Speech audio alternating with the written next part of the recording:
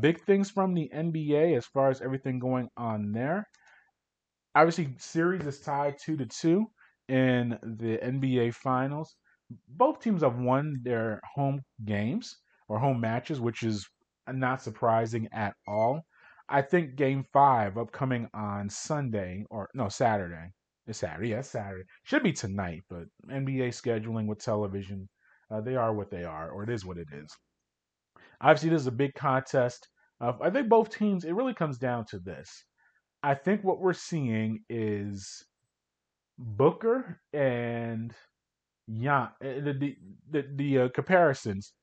I think Giannis and Middleton for Milwaukee and Booker and Paul for the Suns, they kind of negate each other as far as contributions. Now, some guys get more rebounds, some guys get more assists, a few points here and there. I mean, game four that we just saw take place, Booker had 42, Middleton had 40. I mean, that's a 2 point difference. Now, granted, that could be a difference in a game, but they negate each other. I think one night you may see Giannis get 30 plus points. I mean, the previous two nights or two games, games two and three, he had 40 points and 10 rebounds. But then you have Chris Paul averaging 20 plus points contest. Now in game four, he did struggle from the field, only scoring 10 points. But I think those guys kind of negating each other out. I think Aiton for the Suns and a Drew Holiday for the Bucks. I mean, they're not the ultimate deciders in these contests, but whoever plays better for those teams is going to have put their teams in a better position, to win. And it seems like Aiton's been playing better at home, and Holiday had some solid efforts in games three and four for Milwaukee. I think this goes seven. I I still think I find it more likely that the Suns find a way to win in Milwaukee more than Milwaukee finds a way to win in Phoenix. So I'm still sticking with my theory or my prediction of the Suns in six.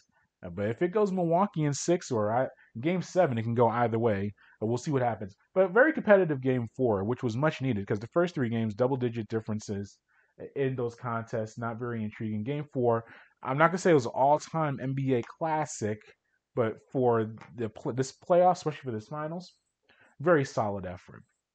And a smart move by NBA 2K to have the multiple covers and respect to Candace Parker. And I saw that she's the first WNBA player to be on the NBA 2K game. Very good moment, very well deserved. I always felt, and it was good a few years ago, I think it was 2 years ago, that the WNBA players were actually able to be in the game. You could play as those characters. Overdue, well deserved, and that's a good thing. And I think it was very smart by EA Sports.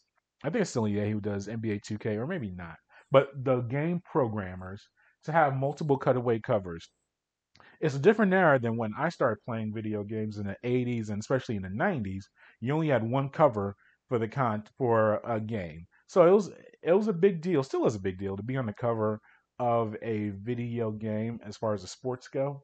But there was only one cover and it was a hardbound cover. So if you were that cover person, that meant you were the only person on that cover. That was a big deal. Now, first of all, half these games you don't go to your GameStop or your Walmarts or Target and pick up a console. You get the console, but as far as picking up the physical game, a lot of it's done online with your PlayStation, whatever version you're into, or the Xbox or your video game provider. You actually just download the game. So really, it's not. I think you still get the hard game, the physical game if you want to. That's an option as well. So it's not like you're getting one cover. But if you're going to have this, why not have different players on there? Saw Kareem Abdul-Jabbar, the all-time NBA legend.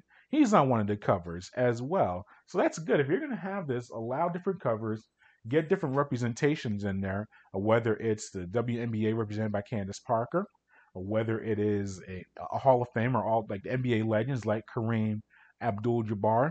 Those are very good things to get your game going. And I think this is educational as well. And we really need to bring back, and I did it one or two times, I think on the Inquirer, educating the babies. Because I always get on one of my nephews, about not knowing sports knowledge. Obviously, I'm a sports historian. I follow it for decades now, so I know about things from the 50s and 60s and all the all-time players, and I watch a lot of old video and all that stuff. But a lot of people aren't doing that right now. And I don't want to pick on the millennials or new generation because they're people my age. I'm 40, and they think everything started as far as basketball. We'll stick with that theme. Started with Michael Jordan. They may give you Larry and Magic from the 80s, and that's when they think all sports began. That's not true at all. Obviously, the NBA had a very vibrant and healthy history since the 40s and 50s and all that stuff. And a guy like Kareem Abdul-Jabbar, yes, he played in the 80s with the Lakers, but he also played with the Milwaukee Bucks in the 70s and has a very long career in the NBA. And if seeing him undercover gets a person to look up his career and see what he did in the 70s and the 80s and educate themselves and realize that the sport existed before the person was even born, that's a good thing. So I like that they did the cutaway covers and having the WNBA involved. Obviously, the women's basketball, there's a very rich history. Or I shouldn't say that because that makes it seem like women's basketball is separate from men's basketball. Women have had a very significant impact in the game of basketball, period. So I think that having Candace Parker on there is a good representation as well, similar to Kareem.